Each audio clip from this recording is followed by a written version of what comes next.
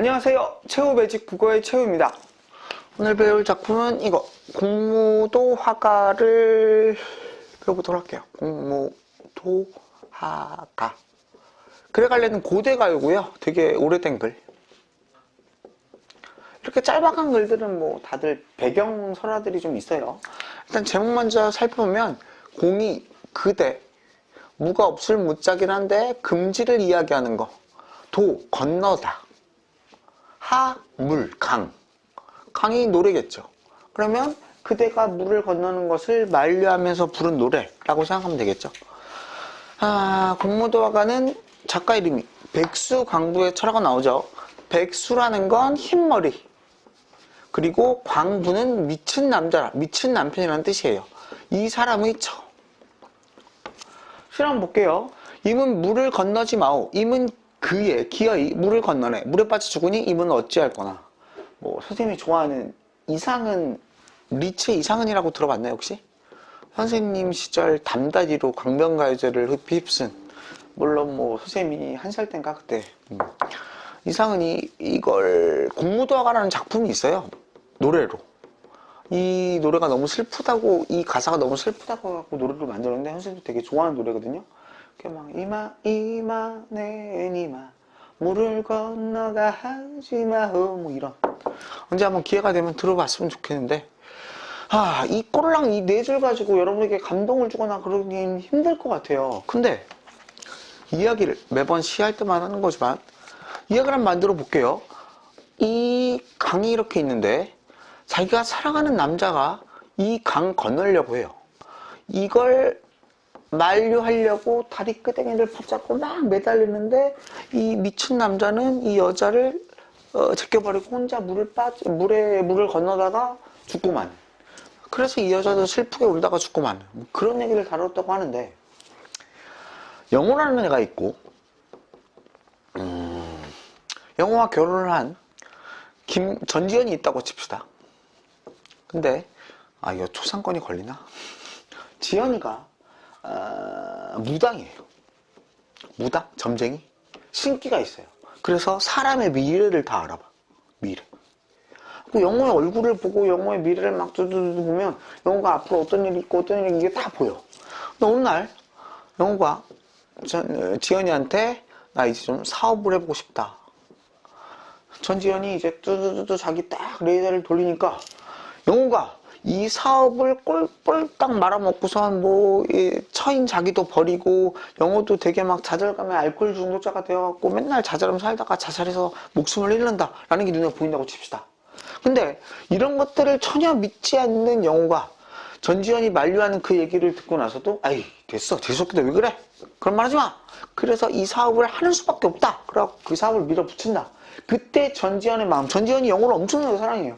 그때 전지현의 마음, 잘못될 걸 알면서도 이 영호를 아무리 만류해봤자 소용이 없는 그런 시적과자의 아픈 마음, 이걸 달리고 있는 글이라고 생각을 해보면 이때 물을 건너는 남편을 말리지 못하는 시적과자의 안타까움이 절절히 드러난다고도 볼 수 있지 않을까요?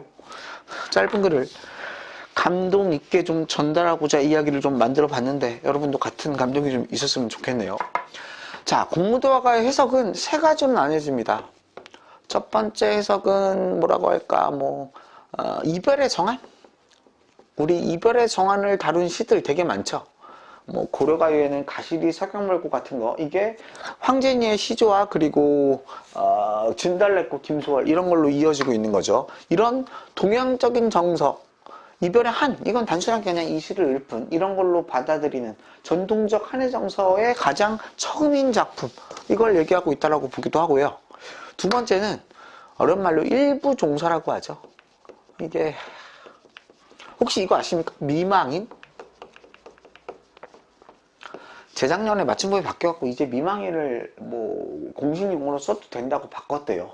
근데 이게 바꾼다고 말해갖고 바꿔질까요? 미망이 어떤 뜻이냐면요, 미망인과 과부가 똑같은 뜻이에요. 그쵸? 남편이 먼저 죽은 거. 근데 과부란 말도 원래 그렇긴 하지만 미망인이란 말이 과부보다는 훨씬 더 수준 높은 말 같잖아요. 근데 예전에는 2년 전까지만 해도 뭐 대학 교수 같은 사람이 방송에서 미망인이란 말을 사용한다. 그럼 엄청 욕 얻어먹었어요. 왜? 남편이 죽었는데 아직까지 따라 죽지 않은 여자, 이런 뜻이거든요. 옛날 뭐 일부종사, 여자는 오로지 한 명의 남자만을 바라보면서 살아봐야 된다, 막 이런 거. 지금 시대하고는 좀 많이 안 맞는 그런 글이죠. 어쨌든 그런 것들에 대한 일환으로 오직 한 남자만 바라본다. 그리고 슬픈데도 슬픈 척하지 않고 그걸 억지로 사귈 수밖에 없다. 뭐 이런 걸 내포하고 있는 해석도 있습니다. 세 번째는 이게 워낙 오래된 글이다 보니까요. 혹시 이런 거 들어봤나요? 디오니소스. 우리 약국 가면 바카스 같은 거 먹죠. 이 디오니소스가 로마 신화에 있는 바카스, 바쿠스라는 말로도 나오거든요. 이게 술의 신이에요, 술. 이 글의 남편인 백수광부가 이 술의 신이고, 이 술의 신인 백수광부를 따라다니는 여인이 뭐 음악의 신이라고 해서 이 둘의 사랑 얘기를 다룬 거다. 근데 이 글에서 중요한 건 죽음이란 게 있고 사랑이라는 게 있을 때 죽음보다 사랑이 더 위다. 애정이 최고다라고 생각하는 그런 것들을 이야기한다고 보는 해석도 있습니다. 이걸 사랑이 죽음을 앞선다. 죽을지라도 나는 그를 사랑하겠다. 뭐 이런 의미로 받아들이는 세 가지 해석들. 이게 공무도 화가였습니다. 다음 작품은 제목매가를 배울 건데요. 제목매가를 배우기 전에 제목매가의 글의 갈래가 향가, 즉 통일 신라 시대 때 유행했던 장르라는 거에 유념해서 향가라는 게 뭔지 조금만 설명을 할게요. 향가는 신라 시대 때 주로 화랑이라든가 중이 작가로 활동을 하면서 한자의 음과 뜻을 빌려서 우리 문장 전체를 표기하려 했던 우리 조상들 나름대로 최대한 표기를 하려는 노력의 결정체? 이거 외에도 이렇게 한자의 음뜻을 빌리는 걸 차자표기라고 하는데요. 고대 국어할 때, 옛날 고어할 때 다 배울 겁니다. 뭐 이두라는 차자표기도 있고 구결이라는 차자표기도 있고 막 그렇습니다. 그 중에서 향찰이란 게 가장 종합적이고 체계적인, 그리고 우리 문장 전체를 우리의 어순대로, 중국은 우리의 어순과 반대거든요. 그래서 뭐 영어를 중국인들이 더 잘 배운다고 하대요. 우리의 어순에 맞게 그대로 쓴 이 향찰이란 게 어떤 식으로 우리말 어순을 이야기하냐면, 이거 혹시 들어봤나요? 서동어라고 되게 짧은 사구체 향가, 4줄짜리 향가가 있거든요. 이야기는 그렇습니다. 뭐 선화공주라는 공주가 있었는데요. 얘를 먼발치에서 서동이라는 남자가 봤어요. 별명이 마뚱인데, 왜냐하면 지금은 되게 비싸지만 그 마 알죠? 마 갈아서 먹는 거. 요즘은 건강식품인데 그 마를 팔고 다니고 애들한테 공짜로 나눠주고 막 그랬었나 봐요. 어쨌든 서동이 선화공주를 멀리서 딱 보자마자 뻑갔어요. 선화공주의 얼굴을 딱 봤더니 공주예요. 서동이 거울에 자기 얼굴을 보니까 거의 막 옥동자야. 선화공주의 지위를 봤더니 공주예요. 서동, 백수예요. 서동의 입장에서 선화공주와 결혼할 수 있는 여지가 하나도 없죠. 그래서 서동이 노래를 지어 부릅니다. 그 노래가 선화공주님은 남몰래 마뚱 서방님과 결혼하고선 밤마다 이 서방님을 안으러 간다. 이런 선화공주를 모험하는 그런 노래를 지어요. 그리고 동네 아이들한테 말을 공짜로 나눠주면서 이 노래를 외워서 불러라. 그 노래가 퍼지고 선화공주의 아버지 임금한테도 들어가는 거죠. 임금한테도 들어갈 때도 많은 신하들이 먼저 그 노래를 들은 다음에 야, 이 씨발 넌 딸 관리 제대로 안 하느냐, 뭐 당연히 임금한테 그러진 않았겠지만 어쨌든 그 말만 듣자마자 아버지인 임금이 선화공주한테 노발대발하면서 너 뭐 행실이 뭐 이따 항상 꺼져 막 나 궁궐에 쫓겨납니다. 그 와중에 또 선화는 막 귀걸이랑 금 장신구랑 이런 걸 막 챙겨갖고, 이때 서동은 먼발치에서 선화공주가 혼나는 걸 다 지켜보고 있다가 때마침 궁궐 앞에 딱 기다리고 있다가 울면서 나오고 있는 선화공주를 맞이하는 거죠. 공주 왜 여기서 울고 있어? 선화공주가 전 절대 그런 일이 없는데 어쩌고 막 이러니까 그런 일이 있어서 그럼 우리 집 가서 나랑 같이 삽시다 뭐 이런 얘기를 합니다. 선화공주가 그 와중에 자기 주머니에 챙긴 뭐 금 장신구 이런 것들을 좀 챙겨왔으니까 우리 이걸로 잘 먹고 잘 삽시다 라고 얘기를 해요.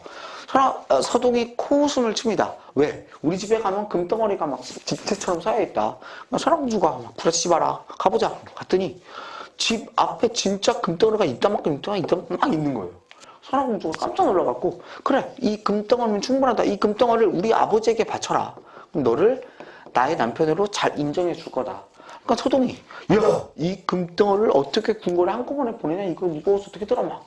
그러니까 선화공주가 뭐 어쩌고저쩌고 둘이 궁리를 하다가 옆에 절이 하나 있었대요.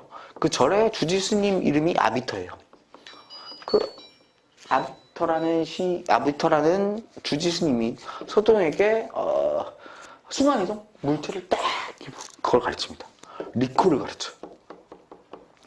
그걸 다 배운 서동이 이 금덩어리를 리콜 시켜갖고 아버지한테 쫙 보낸 다음에 의기양양하게 선화공주와 함께 딱 장인어른 제가 드린 금은 잘 받아보셨습니까? 그러니까 막 이게 네가 보낸 거야. 너는 나의 부마가 맞구나. 나의 사위가 맞구나. 뭐 이런 얘기를 하고 나중에 와서 이 서동이 백제의 무왕이 되었다는 뭐 그런 되게 옛날 얘기 그런 배경사를 갖고 있는 한가거든요. 하고 싶었던 얘기는요. 제왕매가도 이렇게 한문으로 막 그려져 있는데 이 한 줄로 하나 알아보자고요. 선자, 착할 선자입니다. 화자, 공자, 달구자, 선화, 공주 이 네 글자만 먼저 볼까요? 그러면 이걸 그대로 음만 읽으면 선, 화, 공주 이거 네 줄이 그대로 다 처리가 됐죠. 근데 이 주자가 무슨 주자예요? 임주자예요. 임주자. 보통 여기 있는 부분을 뜻이라고 하고 여기 있는 부분을 음이라고 하죠. 이때 여기 네 글자까지는 음으로 읽고 여기 다섯 번째 글자만 뜻으로 읽어주면 여섯 번째 글자가 어조사 은자거든요. 은자. 그러면 음으로 읽다가 뜻으로 한번 읽고요. 다시 음으로 가면 선아, 공주, 님, 은. 이 여섯 글자가 모두 다 처리가 되는 거죠. 이게 바로 향가의 우리 글 표기법의 가장 기본이 되는 그 한 줄이에요. 우리말 어순대로 우리의 문장 전체를 표기할 수 있었던. 물론 한자어에 있는 모든 음이 우리의 글을 모두 다 커버할 수 있지 못하겠죠. 한계도 분명히 있었으나 그래도 우리 조상 나름대로 최대한 커버하기 위해 우리 글이 없던 시기에 조금이라도 표현하고자 노력했던 조상들의 노력이 돋보이는 그런 언어를 사용했다는 거 기억하시고요. 오늘 배울 제왕매가는 그 많은 향가 작품들 중에서요. 뭐 19채 한가인데 10줄이니까 제일 마지막에 나온 거예요. 4구채, 8구채, 19채. 제일 마지막에 나온 게 19채. 향가 중에 가장 아름답다는 평가를 받고 있는 그런 작품이에요. 되게 상징적인 비유도 멋있고 작가인 월명사가 중이거든요. 스님. 누이가 죽은 것들을 종교적인 신념으로 극복해내는 데 있어서 숭고미가 굉장히 크게 느껴지는 굉장히 아름다운 시다. 뭐 이런 평가를 받고 있는 그런 작품입니다. 자, 19채한가의 특징은 네 줄이 기에 해당하고요. 또 네 줄이 서에 해당하고요. 마지막 두 줄이 결에 해당되는 네 줄, 네 줄, 두 줄. 그리고 마지막 결이 시작될 때 아라는 감탄사가 있는 게 19채의 한가의 특징이에요. 시를 한번 볼까요? 생사기는 얘 있으면 머뭇거리고 나는 간다 말도 못다 이르고 어찌갑니까? 어느 가을 이른 바람에 이에 저에 떨어질 잎처럼 한 가지에 나고 가는 곳 모르온저. 아 미타철에서 만날라 돛닦아 기다리겠노라. 무슨 얘기죠? 잘 모르겠죠? 이런 겁니다. 월명사라는 중이 있었어요. 자기의 누이가 있었는데 누이가 병을 시름시름 앓다가 투병 생활을 10년 하고 뒤진 것도 아니고 누이가 뭐 120살까지 살다가 장수하다가 막 기름수vik에 올라가고 뒤진 것도 아니고 갑자기 사망한 거예요. 어려운 말로 요절했다고 하죠. 요절. 그럼 월명사의 어떤 마음은 역같겠죠. 누이가 갑자기 되게 아프고 막 이런 거였는데 그것도 최대한 글을 좀 절제해서 이야기를 합니다. 특히나 여기 부분을 다르게 보는 학생들도 많고 그런데 이렇게 생각해도 별 무리는 없을 것 같아요. 되게 절제된 편으로 본다면 그냥 글자 그대로 해석하면 머뭇거리고에 머뭇거리고 이거 그대로. 근데 보세요. 삶과 죽음의 갈림길은 이에 있삼에 이에다 동그라미 쳐볼까요? 얘는 이승이죠. 이승. 여기 있음에 이승에 있음에 머뭇거리고 그냥 해석할 때 머뭇거리고가 끝이에요. 그쵸? 근데 조금 의미를 부여한다면 여러분들이 TV를 보다가 오늘 뭐 요즘에 코로나가 유행인데 코로나 때문에 죽었습니다. 이건 진짜 우리한테 좀 심각한 얘기니까 이런 거 말고 어떤 교통사고가 나갖고 누가 추돌사고로 죽었습니다. 이런 거 볼 때마다 어머 사람이 죽었대 정말 슬픈걸 유유 이런 사람 있어요? 사이코죠. 삶과 죽음의 갈림길, 즉 누가 죽는 일은 나와 동떨어진 일, 나와 상관없는 일, 내 주위에서 벌어지지 않는 일이라고 생각해 왔었는데 막상 나의 누이가 죽고 나니까 나의 슬픔은 정말 뭐 걷잡을 수 없구나. 정말 아프구나. 바로 여기 있었구나. 죽음이란 게 나와 가까이 있었구나. 이런 생각 때문에 너무 슬픈 거. 이걸 굉장히 절제해서 머뭇거리고라고 표현했다고 봐도 무방합니다. 생사의 갈림길은 여기 있으면 머뭇거리고. 자, 그 다음. 나는 간다. 그 당시 때는 문장부호가 없기 때문에 이걸 안 썼는데요. 이걸 지금이라면 이렇게 문장부호 큰 따옴표를 써줘야 됩니다. 그래서 읽을 때도 나는 간다! 라는 말도 못다 이르고 어찌 갑니까? 즉 이때 나는 간다는 누이의 유언에 가까운 말이에요. 그래서 이때 나가 누구예요? 죽은 누이를 지칭하는 대명사예요. 그래서 시험이 많이 나옵니다. 이때 나가 누구를 가리키는가? 월명사인가 누인가? 이렇게. 근데 이 말이 나는 간다! 라는 말도 못다 이르고 어찌 갑니까? 즉 누이의 요절, 유언처럼 많이 생각해갖고 마지막으로 남긴 말들을 장하게 막 읊은 다음에 죽은 게 아니라 갑자기 죽은 거예요. 오케이? 나는 간다는 말도 못다 이르고 어찌 갑니까? 누이에 대한 슬픔으로 계속 아파하고 있네요. 그리고 어느 가을 이른 바람에, 줄칠까요? 이른 바람에. 죽은 사람은 누이니까 여기 나무가 있고 가지가 있을 때 여기 나뭇잎이 이렇게 있다. 선생님이 그림을 워낙 잘 그려서 바람이 쫙 불어갖고 이 나뭇잎이 떨어졌어요. 이 나뭇잎이 나무에 붙었을 때는 어때요? 살아있는 거죠. 바람이 불어갖고 이 나뭇잎이 떨어지면 어때요? 죽은 거죠. 지금 죽은 사람은 죽은 누이밖에 없으니까 누이의 죽음을 여기에 빗대어서 이야기하는 것 같은데 그 바람이 때맞춰 오는 바람이 아니라 이른 바람에 왔다는 걸 얘기하고 있어요. 그렇다면 뭐예요? 아까 얘기했죠. 누이의 요절을 암시하는 부분. 누이의 요절 암시. 물론 유언도 못 남기고 갑자기 죽었다 이 부분도 가능하지만 이른 바람에가 더 누이의 요절을 암시하는 이른 바람에 여기저기 떨어지는 나뭇잎처럼 이때 잎이 바로 누이를 이야기하는 거죠. 누이가 죽은 게 일찍 온 바람 때문에 떨어지는 나뭇잎처럼 한 가지를 같은 가지라고 해석해도 되고 어떤 상징적 의미냐면요. 한 부모라고 해석할 수 있어요. 한 부모에게서 나서 가는 곳을 모르겠구나. 한 가지 같은 부모에게서 태어났는데도 불구하고 한 부모에게서 태어났는데도 불구하고 누이는 죽고 나는 살아있으니 누이가 어디가 있는지 모르겠다. 이런 게 여기 시적화자예요. 죽음으로 인한 시적화자의 어떤 무상감 이런 것들이 느껴지는 표현이겠죠. 이 한 가지가 부모를 이야기한다는 것 때문에 뭐 이때 한 가지의 의미가 담겨 있는 것은 그러면서 시험 문제에 많이 나옵니다. 대부분 답은 고려가의 삼호곡이라고 있거든요. 호미를 아버지에 비유하고 낫을 어머니에 비유해서 호미도 날이지만 뭐 낫같이 잘 들 리가 없습니다. 아버지도 어버이이지만 어머니 것처럼 사랑해 줄 분 없습니다. 이런 삼호곡이라는 고려가요가 있거든요. 이것도 호미와 낫으로 부모님을 비유한 이것도 한 가지를 통해서 같은 부모, 우리 부모를 얘기한 이런 식으로 시험 문제에 많이 나옵니다. 같은 부모에게서 태어났는데도 불구하고 어디로 갔는지 알 수 없구나. 기까지, 석까지 앞에 제일 처음 제시한 숭고미는 하나도 안 보이죠. 숭고미가 무언가 극복해냈을 때 느껴지는 미 아닙니까? 아름다움. 극복의 아름다움. 마지막 두 줄에서 드러납니다. 지금까지 기서 8줄까지는 누이의 죽음에 대한 슬픔으로 모두 다 점철되어 있다면 얼명사는 잠깐 생각을 해봤어요. 누이가 여태까지 어떤 삶을 살았는지 한번 생각을 해봤어요. 누이는 지금까지 이따만큼 살았는데 이렇게 요절했으니까 짧은 생을 마치면서까지 불도도 열심히 잘 닦았고 불도에서 제일 강조하는 게 자비죠. 자비로운 사람이었다. 그럼 누이는 죽은 다음에 어디 갔을까? 불교에서 얘기하는 사후세계 알고 있습니까? 대부분의 인간들은 뭐 못되게 살면 다른 걸로 환생하고 착하게 살면 인간으로 환생한 다음에 도를 깨우친 생에 있어서는 이제 불교에서 얘기하는 극락세계에 도전한다.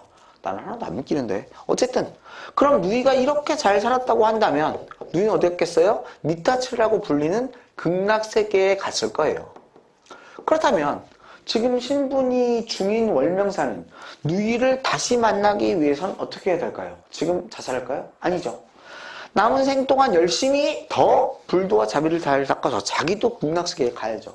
그래야 죽은 누이를 만날 수 있을 테니까. 아! 미타찰, 극락세계에서 만날 나는! 이때 나는 월명사를 이야기합니다. 미타찰에 세모 쳐놓고요. 앞에 나왔던 얘랑 대조표시해놓을까요? 왜? 미타찰이 극락세계를 의미하긴 하지만 어쨌든 저승을 의미하니까요. 저승에서 만날 나는 이때 나는 월명사를 이야기하는 거, 이 글의 작가를 얘기하는 거, 이 글에 여기 있는 건 죽은 누이였는데, 아, 극락세계에서 만나는 나는 돌을 닦으면서 기다리겠노라 라고 한 시였습니다. 여기까지 월명사의 제명매가였습니다. 감사합니다. 좋아요와 구독, 알림 버튼을 눌러주세요.